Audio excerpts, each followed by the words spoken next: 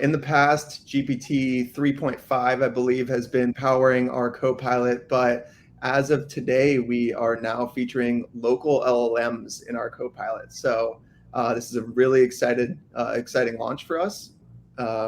Brian, maybe you could walk us through what LLLMs are and what's the technology behind it. Yeah, absolutely. So just very, very brief background on those who aren't familiar with LLMs generally.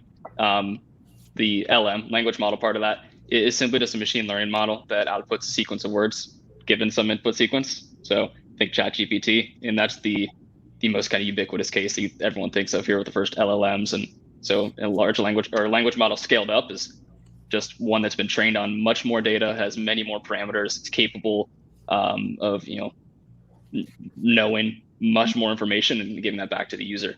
And so there's been an important trend recently in machine learning in that around open source. And so how do we take these large kind of big black box models and let us as kind of machine learning developers start to iterate on them? And so companies like Meta releasing or LMSys, and so Meta releases Llama 2, completely open source. They had a research paper, the data, the model weights, the whole thing.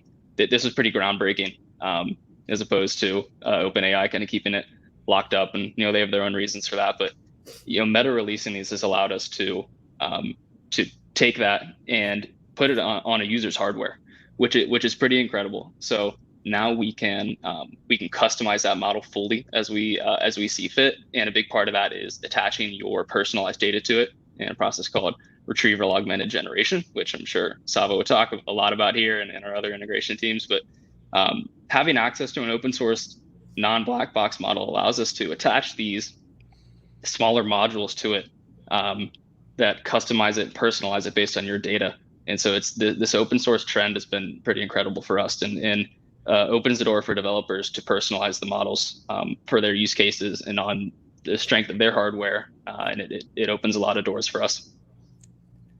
Yeah, and I'll just add to that, model privacy and security while maintaining a high fidelity output has been a challenge, right? And you've seen a lot of market education, consumer education going on via Microsoft and Google, and the goal there is to educate enterprises and reinforce the security aspect, right, and the privacy aspect.